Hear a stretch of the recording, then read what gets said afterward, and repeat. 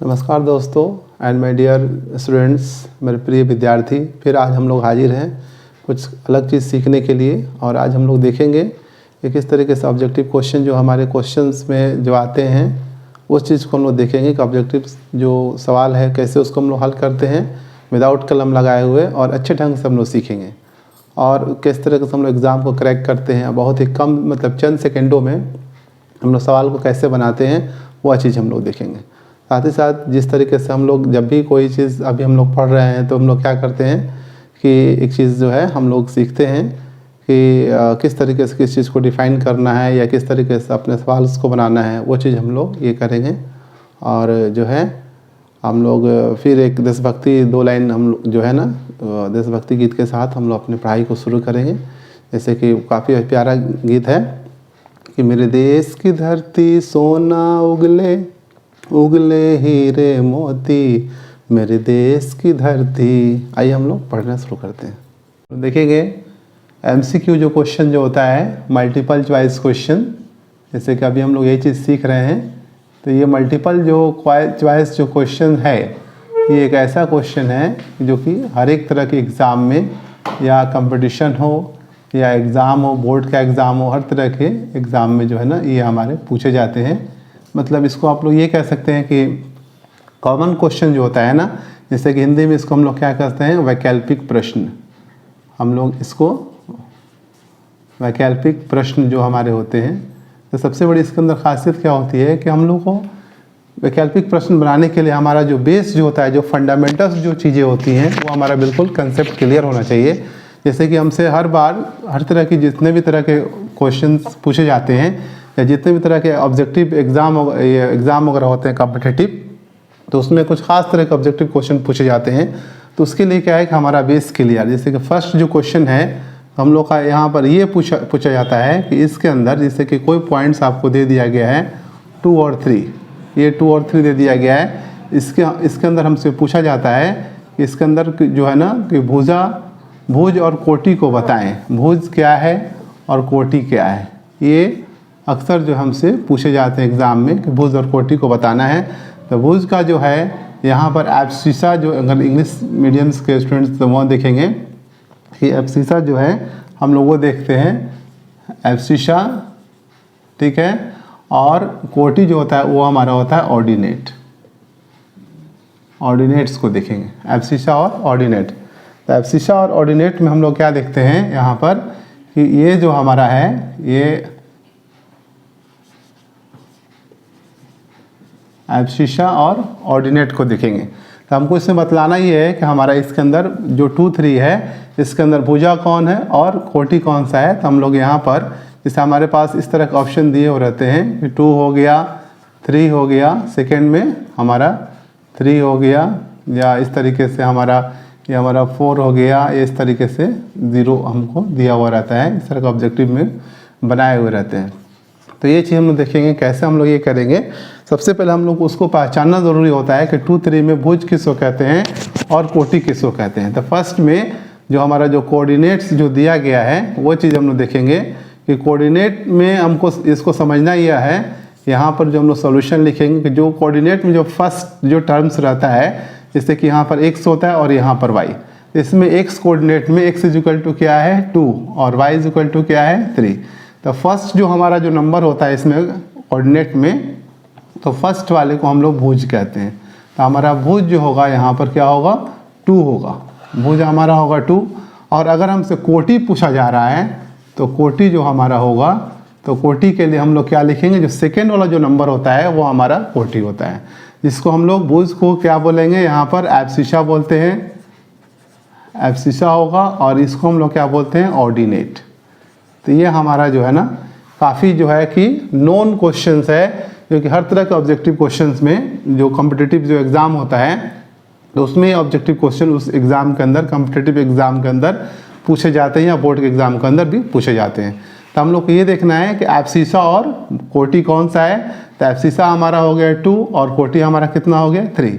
उस तरीके से जब हम लोग इसको क्लियर अगर समझ गए कि इसको एब्सिसा कहते हैं, इस सेकंड वाले को ऑर्डिनेट कहते हैं, तो हमारे पास कोई भी अगर कोऑर्डिनेट अगर आ रहा है तो हम लोग उसका आंसर विदाउट मतलब कि कलम लगाए हुए हम लोग दे सकते हैं। जैसे कि यहाँ पर -3 जो है तो -3 क्या हो गया, हमारा हो गया भुज, और 4 क्या हो गया, 4 हमारा हो गया कोटि। इस चीज़ को हम लोग देखेंगे। तो काफ़ी अच्छे ढंग से इसको हम लोग विदाउट कलम लगा डायरेक्ट देख करके हम लोग इसको बना सकते हैं। उसके बाद जो सेकेंड जो थिंग है, हम लोग ये देखेंगे कि इस तरीके से हमसे क्या किया जाता है, क्वेश्चन पूछा जाता है। जैसे कि यहाँ देखेंगे एक सर्कल है, इसको हम लोग 4 पार्ट में बांट दिए। बांटने के बाद यहाँ पर दोनों प्लस प्लस होता है, तो यहाँ पर इसका अपोजिट में माइनस माइनस लिखेंगे। यहाँ पर माइनस प्लस होगा और यहाँ पर प्लस माइनस होगा। इसको हम लोग क्या कहते हैं, इसको क्वाड्रेंट कहते हैं। यह हमारा हो गया फर्स्ट क्वाड्रेंट, इंग्लिश में इसको हम लोग फर्स्ट क्वाड्रेंट, ये एंटी क्लॉकवाइज चलता है। ये हो गया हमारा सेकेंड क्वाड्रेंट, ये हमारा हो गया थर्ड क्वाड्रेंट, और ये हमारा हो गया फोर्थ क्वाड्रेंट।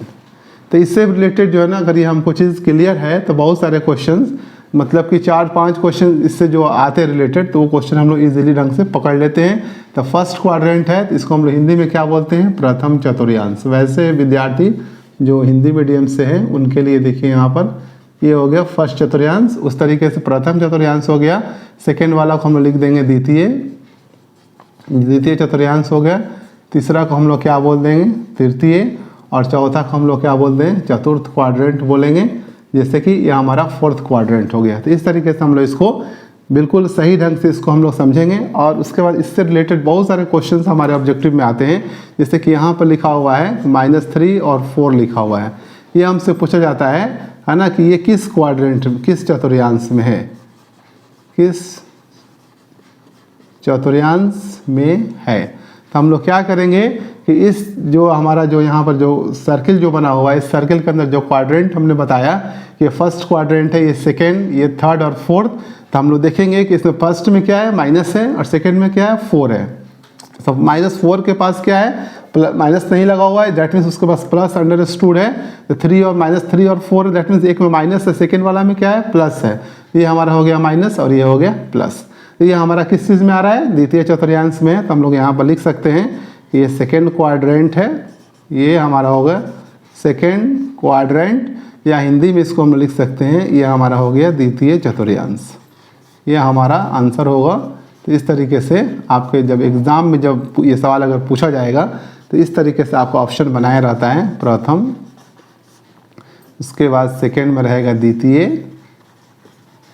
थर्ड में हमारा रहेगा तृतीय, और फोर्थ में रहेगा चतुर्थ। ये हमारा इस तरीके से रहेगा। तो हम यहाँ से देख कर बिल्कुल क्लियर कट कर सकते हैं कि -3 और 4, एक माइनस, दूसरे में क्या है, कोई सिंबल नहीं है, तो प्लस है, तो माइनस और प्लस ये हमारा हो गया। क्या चीज़ होगी, ये हमारा आ गया सेकेंड वाला में। द्वितीय तो हम इसको क्या करेंगे, टिक कर देंगे। या हमारा जो OMR जो सीट हमको जो मिलता है, उसमें हम लोग क्या करेंगे कि सेकेंड जो हमारा होगा उसको हम लोग क्या करते हैं कि सर्किल कर देते हैं, ऐसे इसको कलर कर देते हैं। इस तरीके से हम बताएंगे। उसके बाद इसके अंदर और भी बहुत सारे क्वेश्चन आएंगे, जैसे कि ऑप्शन दिए रहते हैं। अब यहाँ पर और कोई अगर नंबर लिख करके दे रहा है, सेकेंड में कोई क्वेश्चन है हमारा, यहाँ पर लिखा हुआ है 5 और 4, तो 5, 4 लिखा हुआ है। यहाँ पर क्वाड्रेंट हमसे पूछा जा रहा है, तो 5 भी प्लस में है, 4 भी प्लस में है, तो ये हमारा फर्स्ट क्वाड्रेंट में होगा। ये हमारा हो जाएगा फर्स्ट क्वाड्रेंट। तो फर्स्ट क्वाड्रेंट पर मतलब प्रथम चतुर्थांश पर हम लोग टिक लगा देंगे। ये हमारा हो गया प्रथम चतुर्थांश, ये हो गया। या यहाँ पर और भी देखेंगे, थर्ड नंबर में अगर हमारा इस तरह का जो पॉइंट्स है कि अगर दोनों में माइनस लगे हैं, -4 -3, तो -4 और -3 जो है ये हमारा जो होगा दोनों माइनस है, तो ये थर्ड चतुर्थांश में। तो हम लोग को यहाँ पर क्या करना है कि थर्ड क्वाड्रेंट लिख देना है, थर्ड क्वाड्रेंट, या हम लोग क्या लिख देंगे यहाँ पर, तृतीय चतुर्थांश लिख देंगे। तो ये काफ़ी इजी वे है। इसको हम लोग इस क्वेश्चन को पकड़ने के लिए हम लोग क्या करेंगे, एक सर्किल ड्रॉ करेंगे। सर्किल ड्रॉ करने के बाद हम लोग क्या करेंगे कि फर्स्ट में प्लस प्लस, उसके अपोजिट में माइनस माइनस लिख देंगे। उसके बाद सेकेंड में माइनस प्लस, फिर उसके बाद क्या लिखेंगे, प्लस और माइनस लिख देंगे। ये चीज़ हमारा हो गया। उसके बाद उसको ले करके हम लोग ये सिंबल को याद रखेंगे, चूँकि एंटी क्लॉक वाइज चलता है। तो first quadrant, second quadrant, third quadrant and also fourth quadrant. तो हमको ये जो बेस्ट होगा माइनस प्लस देख करके हम बताते हैं कि किस क्वाड्रेंट में है। जैसे कि फर्स्ट जो हमारा सवाल था वो था -3 4, इसको बतलाना था कि ये किस चतुर्थांश में है, मतलब in which quadrant belongs to this point, यह जो है किस क्वाड्रेंट में है तो हम लोग क्या करेंगे, -3 4 है तो एक में माइनस है, दूसरे में क्या है प्लस है, तो माइनस प्लस वाला जो है वो किस क्वाड्रेंट में आ रहा है, सेकेंड क्वाड्रेंट में, तो सेकेंड पर टिक मार देंगे।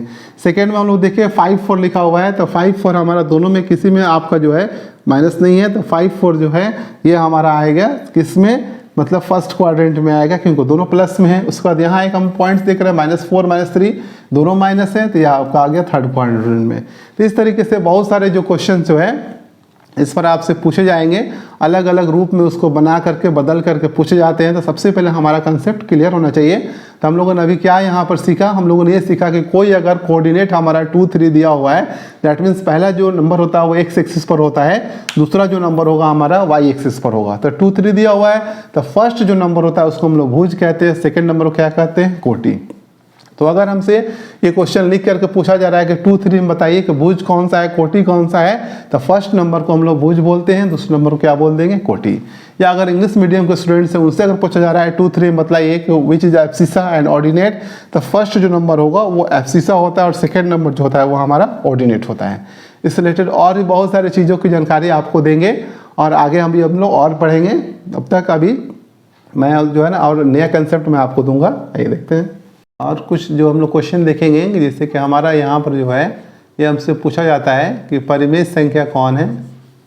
परिमेय संख्या के बारे में हमसे पूछा जाता है, that means rational number. Rational numbers के बारे में देखेंगे। तो रेशनल नंबर हमको पहचानना रहता है। तो रेशनल नंबर की एक फर्स्ट जो क्वालिटी है वो क्या चीज़ है, तो वो हमारा p/q के फॉर्म में होना चाहिए। और यहाँ पर क्या है कि q not equal to 0, q कभी भी 0 नहीं होगा। ये चीज़ हम लोग देखेंगे। हमारा जो परिमेय संख्या होगा वो p/q के रूप में होगा, numerator denominator, q not equal to 0। ऊपर 0 हो सकता है बट नीचे में जो है ना वो हमारा ऑलवेज क्या होगा कि वो कभी भी 0 नहीं होगा। तो हम लोग जैसे कोई नंबर अगर लिख देते हैं 3/4, ये हमारा परिमेय संख्या है। या अगर इसको हम लिख देते हैं 4/3 लिख देते हैं, यह भी परिमेय संख्या है। यहाँ पर 0/5 है, यह भी परिमेय संख्या है। यह हमारा टोटल परिमेय संख्या रेशनल नंबर में आता है। या कोई अगर 4.32 यहाँ स्टॉप कर गया, यह हमारा परिमेय संख्या होगा। तो इस चीज़ को हम लोग पहचानेंगे कि रेशनल नंबर एक्चुअली होता क्या है। सिर्फ हम लोग को ये चीज़ देखना होता है कि जो नीचे डिनोमिनेटर का नंबर होगा वो 0 नहीं चलेगा। तो इस तरह का आता है हमारा। तो ये परिमेय संख्या है। या आपको ये दिया हुआ है 5.37 दिया हुआ है, कोई भी नंबर आपको दिया हुआ है या यहाँ पर, तो इस तरह के जो नंबर्स जो भी आते हैं वो सब रेशनल नंबर में आएंगे। तो आपसे इस तरह के कुछ क्वेश्चंस पूछे जाएंगे, जैसे कि यहाँ पर जो है ना, यहाँ पर होता है कि विच इज़ रेशनल नंबर, आपसे क्वेश्चन आएगा विच इज रेशनल नंबर, है ना, among which is rational number. यहाँ पर आपसे नंबर अगर इस तरह का लाता है 3/4, है ना, 1/2 यहाँ पर है, 2 में 3/4 है। या यहाँ पर आपका जो है इस तरीके का है 5/0, यहाँ पर है आपका 4.321, ऐसे डॉट डॉट डॉट जा रहा है। यहाँ पर आपका जो है अगर इस तरीके का है 7/0। इसमें हमको बतलाना है कि हमारा रेशनल नंबर कौन सा है, कौन परिमेय संख्या है। तो हमारा परिमेय संख्या ये कंटिन्यूअस है, ये नहीं होगा। यहाँ पर नीचे 0 दिया हुआ है, ये भी कैंसिल होगा, यह भी नहीं होगा। हमारा ये फर्स्ट जो है वो हमारा रेशनल नंबर में आएगा। तो इस तरीके से क्वेश्चंस को हम लोग पहचानते हैं कि यहाँ पर जो है आपका जो मतलब डिनोमिनेटर पॉइंट्स है, जो हर का जो पॉइंट उसमें 0 नहीं होना चाहिए या कोई नंबर कंटिन्यूअस नहीं होना चाहिए। नंबर जब भी होगा तो 3/4 होगा। या इस तरीके से अगर सिंपली कोई नंबर लिखा हुआ है, 5 लिखा हुआ है, तो ये भी आपका रेशनल नंबर में आएगा। उसके बाद हम लोग देखेंगे अपरिमेय संख्या की पहचान करेंगे, जो एग्ज़ाम में आता है। अपरिमेय संख्या देखेंगे, इरेशनल नंबर। इरेशनल नंबर की पहचान देखेंगे कैसे हम सब्जेक्टिव में पूछा जाता है। तो इरेशनल नंबर में देखिए कौन कौन से नंबर आते हैं। इरेशनल नंबर में ये हमारा हो गया पाई, ये आ गया। उसके बाद हमारा जो इरेशनल नंबर में जो होगा ये आपका 3π/2। दैट मीन्स कहीं भी अगर पाई लगा हुआ अगर है तो वो आपका इरेशनल है। या इस तरीके से कोई नंबर है जैसे कि 4.3712, ये रुक नहीं रहा है, कंटिन्यूअस है, जैसे कि टर्मिनेट नहीं हो रहा है, नॉन टर्मिनेटिंग है, तो ये हमारा इरेशनल नंबर होगा। या अगर हमारा कोई अगर इस तरीके से लिख के दिया हुआ है डिफरेंसेस में 5/0 अगर हमारा है तो ये हमारा इरेशनल में आएगा। ठीक है, तो यहाँ पर पाई हो गया 3/5/2 हो गया 755 4.37 या और कोई नंबर लेके देखते हैं 3.71 पॉइंट्स अगर इस तरीके से कंटिन्यूअस जा रहा है, रुकने का नाम नहीं ले रहा है, जैसे कि नन टर्मिनेट है, टर्मिनेट अगर नहीं हो रहा है तो ये हमारा इरेशनल नंबर में आएगा। तो इस तरीके से हम लोग इस पाई को देखते ही जहाँ भी देखेंगे 3.754.371 या 3.7 कंटिन्यूअस जा रहा है, टर्मिनेट नहीं हो रहा है, तो हमारा इरेशनल नंबर में आएगा। तो इस तरीके से हम लोग उसकी पहचान करते हैं और उसको हम लोग बनाते हैं। इस तरीके से और भी बहुत सारी चीज़ें जो कि आपसे एग्ज़ाम में जो पूछे जाते हैं, तो उसको हम लोग धीरे धीरे करके सीखेंगे। और भी बाकी की जो भी मतलब इस तरह का और भी बहुत सारे जो इम्पोर्टेंट जो ऑब्जेक्टिव जो क्वेश्चंस हैं जो कि आने वाले हैं एग्ज़ाम में या कम्पिटिटिव एग्ज़ाम में पूछे जाते हैं, वो सबको मैं बताऊंगा। तो आपको क्या करना है, सिर्फ उसको बारीकियों से देखना है विदाउट स्किप किए। साथ ही साथ क्या करना है कि चैनल को जो है आपको क्या करना है कि सब्सक्राइब करना है, जिससे फ़ायदा ये होता है कि जो भी नोटिफिकेशन या नई चीज़ जो आती है वो सीधा आप तक विदाउट इंटरप्शन का आप तक पहुँचती है। फिर हम लोग आगे और भी प्रोसेस को देखेंगे, बताएंगे और नई नई चीज़ों को सीखेंगे। तब तक के लिए गुड बाय।